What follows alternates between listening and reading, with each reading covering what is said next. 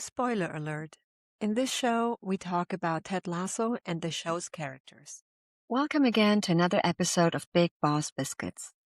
In today's episode, we're talking about what happens when leadership finds you before you feel ready. Jeff Reid, a product management and technology leader, first became a manager at just 25 at a startup with no playbook and no idea what he was walking into. What followed was a career leading teams across enterprises like Pearson and McGraw-Hill.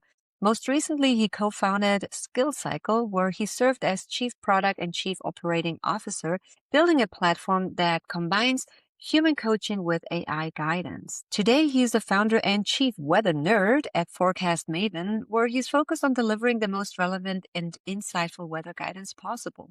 But really, what this conversation is about is taking bets on people, learning the hard way, and stepping into responsibility when it matters the most. Because there's no playbook for leadership, only moments that force you to grow, navigate the uncomfortable, and trust that somehow it's all going to be okay.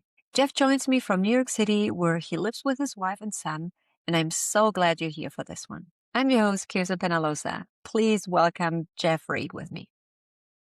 Jeff, I would love to hear from you a little bit more about how you started your leadership path, because you became a manager at an age where some of Yeah. us, at least I, had no clue what to do with my life. I didn't even think about a career at the age 25, and you were already put in a position of taking care of other people.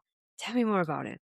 I was fortunate to start my career in kind of the height of the first .com boom. And I went to school for history, thought I was going to be a teacher, maybe go to grad school. And then I was married at that point. My wife and I, we just decided we wanted to work. I wound up taking a job at a publishing company, working in a new tech group for a couple of years. I developed some skills. I found out I was pretty good at figuring things out from the tech side. I was answering customer support emails from people who were just getting online. And I wound up applying for a job to manage a customer support group at a startup. I was 25 and I was hired to staff up a team that was going to manage account services. And I had to hire a team of 8 or 9 people, different skills. And I was just hiring. I mean, this was all new work, right? There was no real playbook for what we were doing.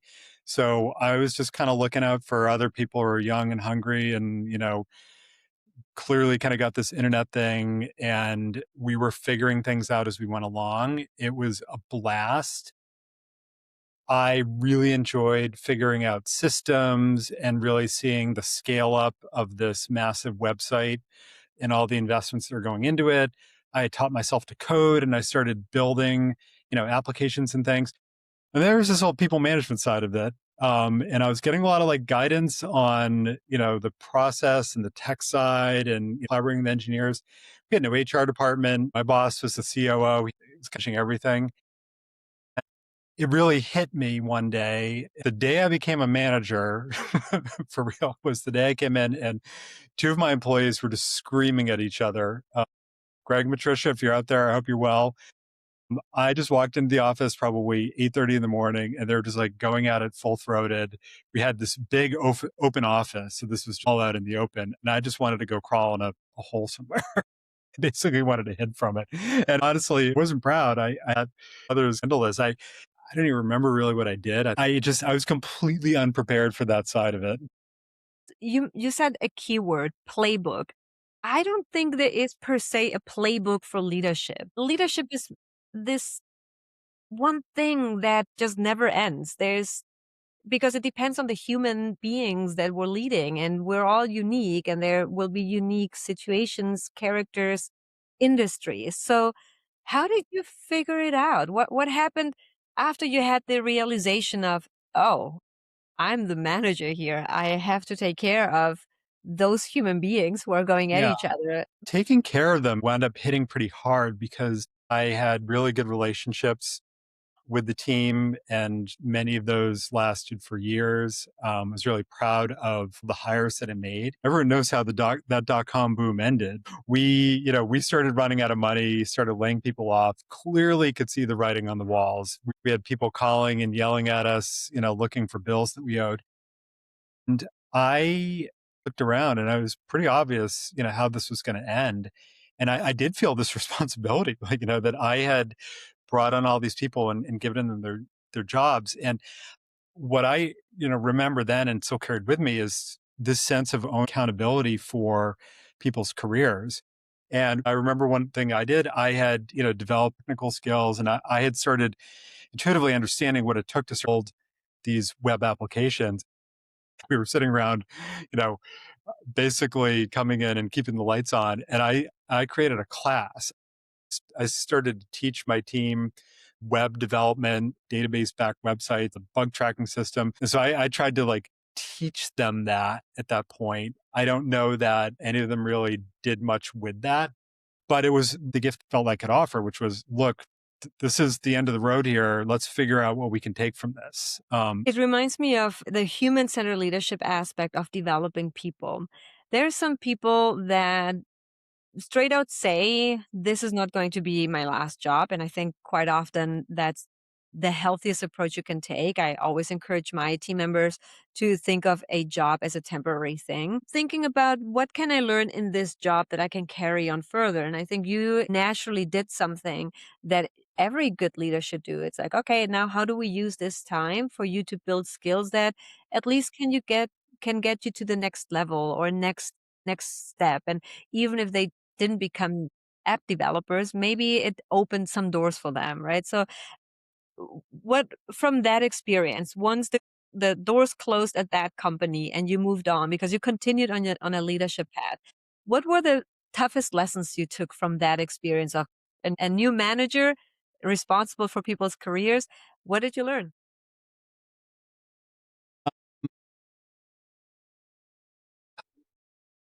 I wanted the chance to do it again. I was still figuring it out. I found that I enjoyed it. And I've been a manager since then and led teams. And I really did find that I appreciated and enjoyed having the responsibility for others in their careers, that I didn't mind shouldering it.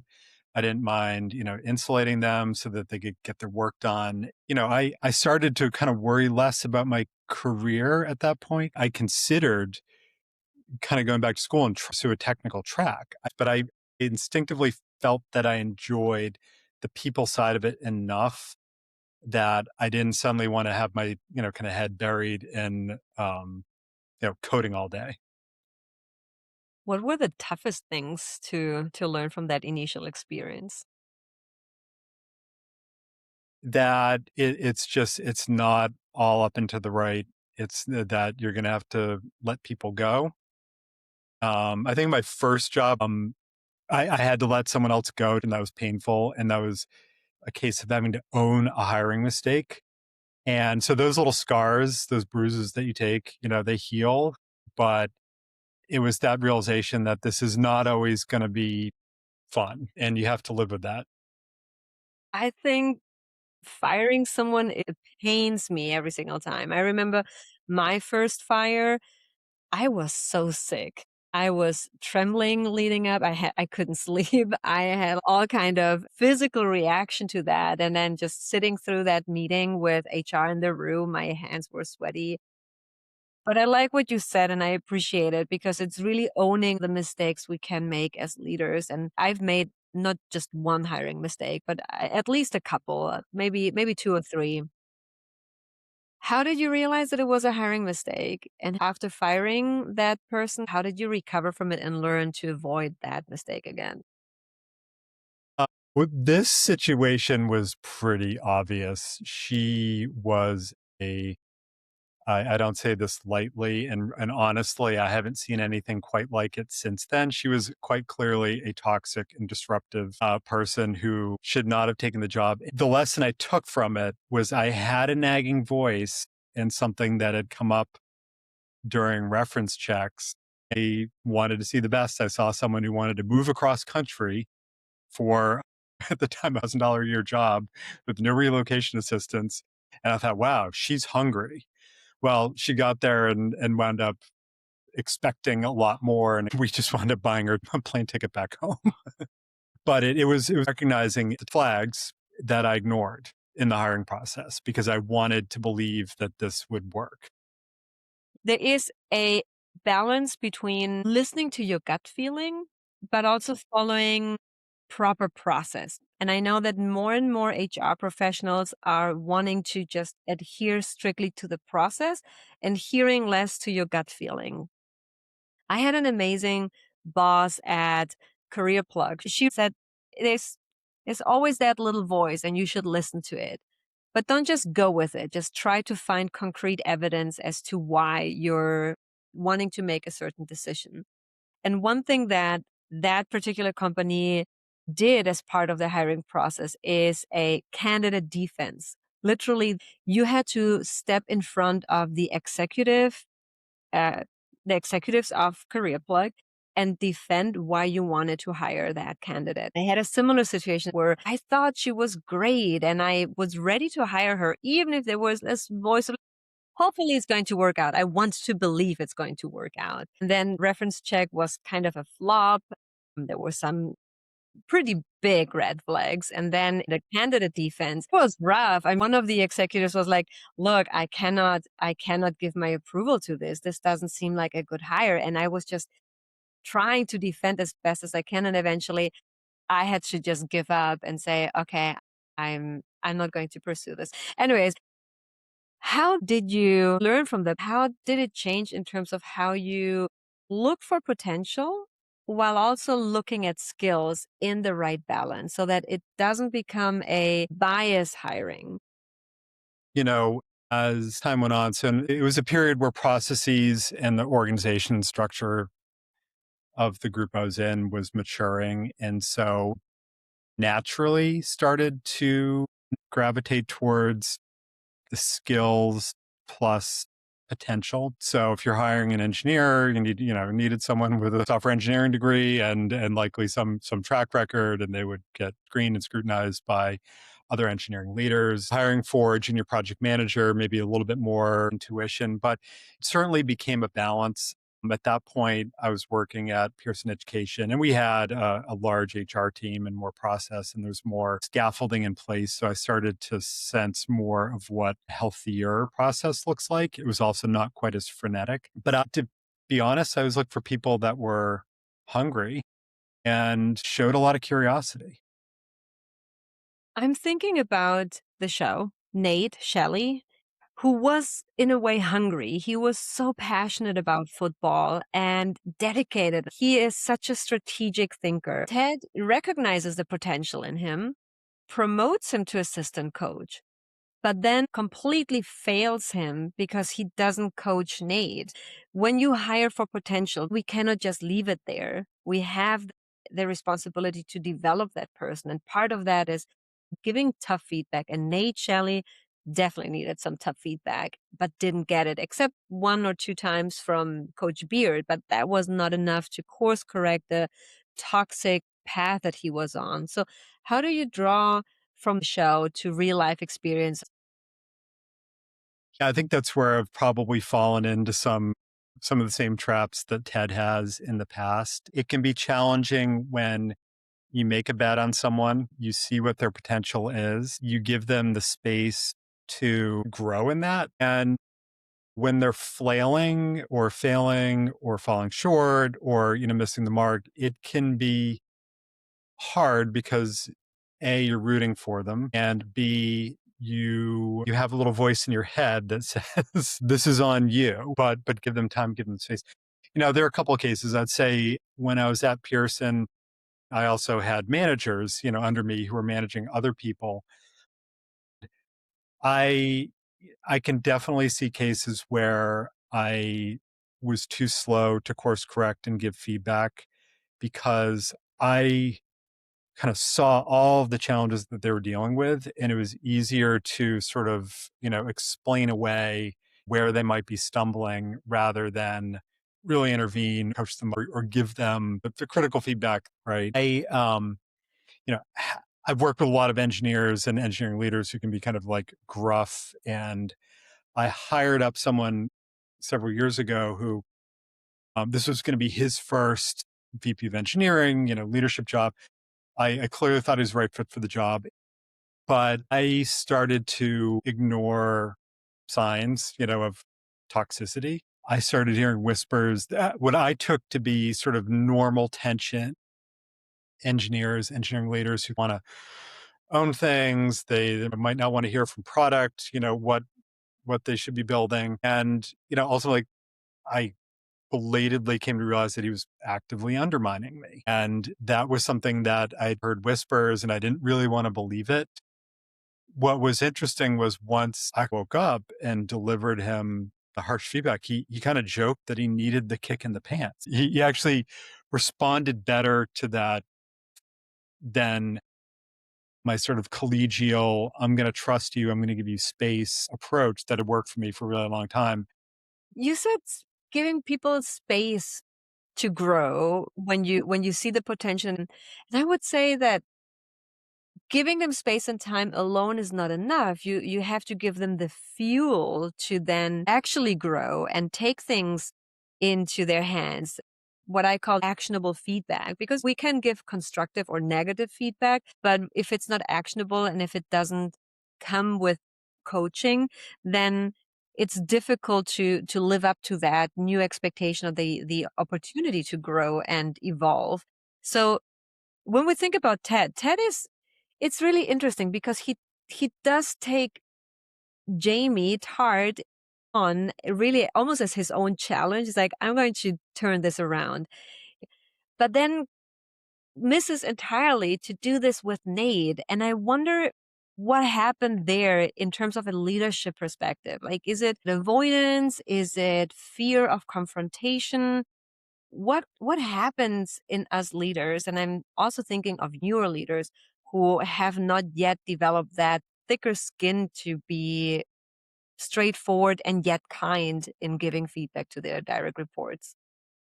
In an odd way, if you think about that dynamic with Nate and Jamie, I think sometimes it can be easier with someone who's quite unlike you than someone who might see a little bit more of yourself in. And so I think if you recognize yourself in someone, maybe it's easier to give them kind of the talk, and it should be easier to coach them through situations and using pattern recognition. But it may also be that you want to trust them more, right? And to give them that space. When I put another way, it can sometimes be easier to give the difficult feedback to people you don't like as much, right?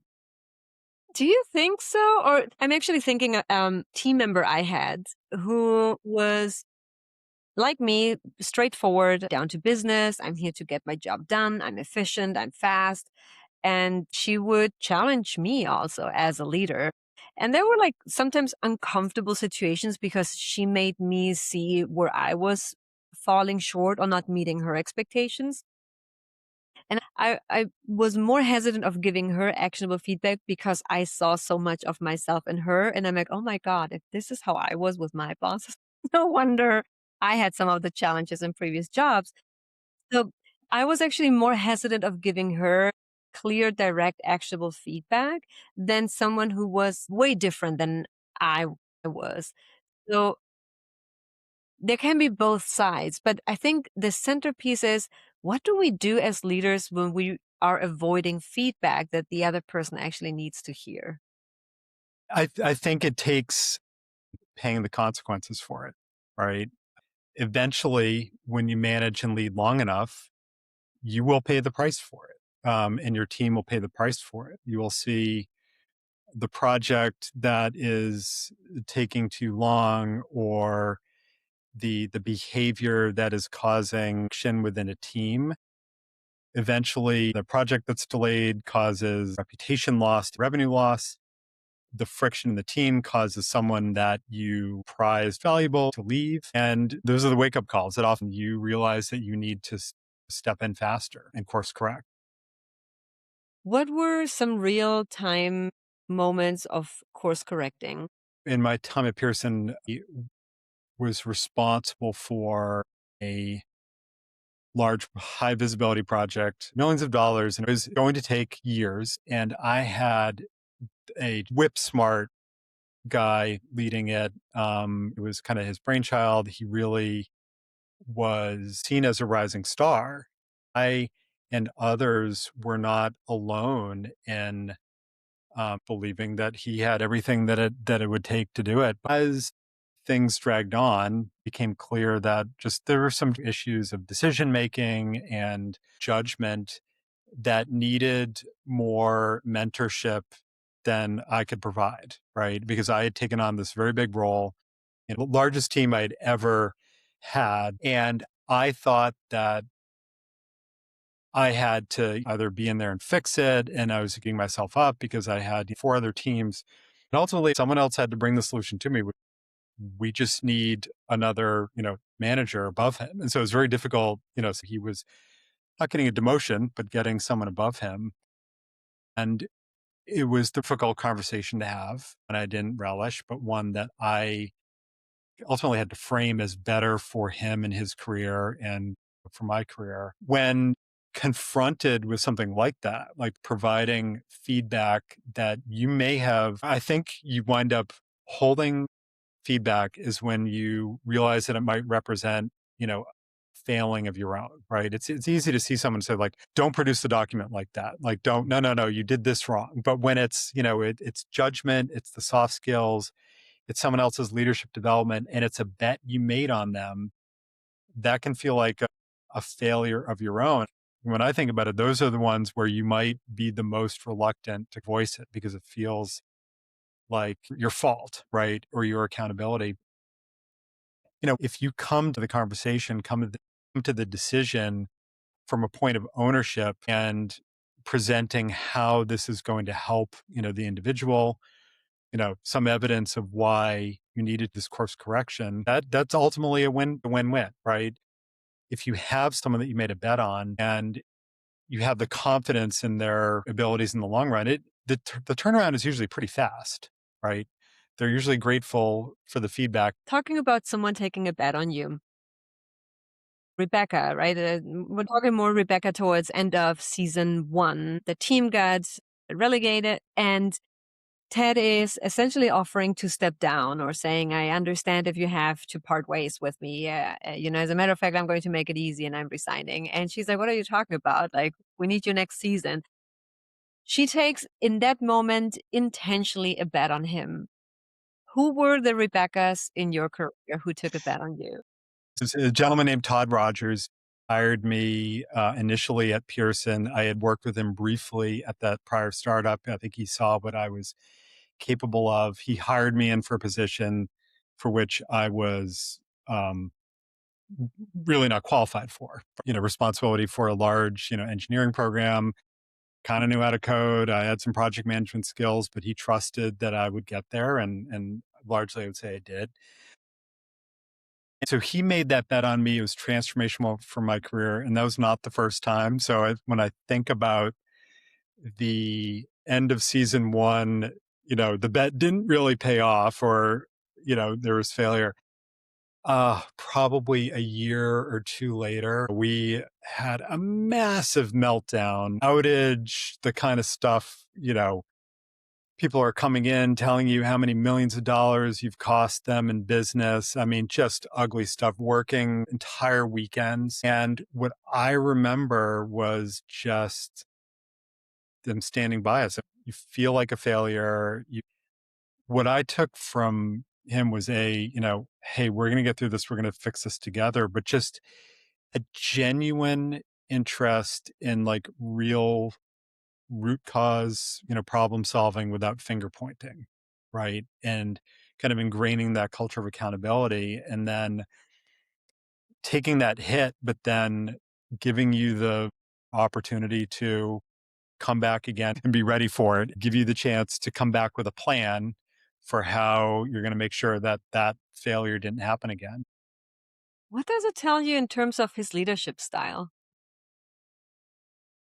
You know, what I really appreciate about Todd was he was a proud geek. He was an engineer. He had done all sorts of really interesting government work, just a really fascinating, highly technical guy. But what was so clear was how much he enjoyed the people that he worked with.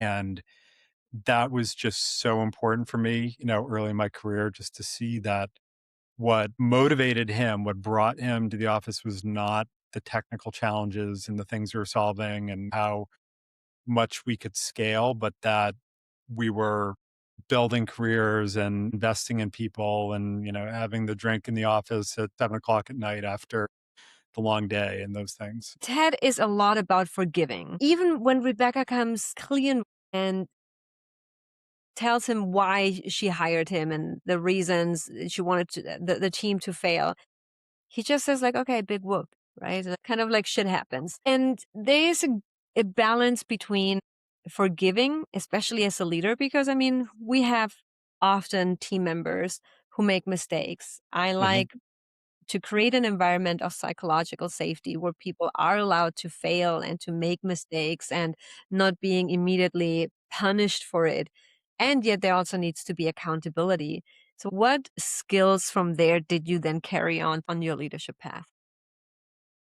I think the thing that I took from that, besides just the general humanity and collegiality and interest in and investment in people, is celebrate the wins, you have fun. And then when things go wrong, being there for the team, not hiding from accountability. So it can mean you're rolling your sleeves up and you are trying to fix it with them. But most importantly, you're absorbing the heat, right? The most important thing is that a major failure in a project, a product, a system ultimately is a team failure. Do root cause analysis, you course correct, but you show team accountability and you show it without judgment. Once you've identified what needs to be corrected, then you can have a little bit more scrutiny and ensuring that they've learned that lesson. But, approaching real catastrophe with empathy and partnership and not finger pointing are the things that I think I really took away from those leaders early in my career, particularly Todd. Todd sounds like Ted because that's what Ted does. He doesn't punish when a game is lost. He thinks about it as a collective effort or a collective failure without pointing fingers. So, to wrap up, when you think about your early years or the first years as a manager, what would you tell your younger self? I think the difficult conversation, the thing you don't want to say, it's never going to be as bad as you think it is. That's one. I was someone who always volunteered to run the committee. I was like editor of my school newspaper. I was always drawn to leadership. But let's be honest, high school and college, like you rarely are having to make a difficult decision, right? And so most people are going to be presented with that, at some point. It's going to feel very uncomfortable. And the thing I would say to my younger self would be like, it's going to be okay. And those people who are impacted, someone you let go, if you do it with grace and humanity, it's going to be okay, right? For you, for them. And it's one stop along the way on a long career. I love it. It's going to be okay. That's beautiful. Jeff, I really appreciate you being here today and sharing your insights, your leadership path, how you started, what you learned, what you're carrying with you. I hope more people are inspired by your and Todd's leadership style. I really enjoyed hearing about how you approach it with kindness, with empathy, and also with accountability, reflecting on where you can do better and show up better when it comes to challenging conversations with others. So thank you again for being here today. Yeah, thank you. All right, that's a wrap for today. If this episode gave you something to think about, do me a quick favor. Hit follow or subscribe so you don't miss what's next. You can find me on YouTube and Instagram at kirsten.penalosa. Connect with me on LinkedIn. And if you know someone who'd love this conversation, send it their way. Sharing is caring after all. Until next time, stay curious and keep showing up.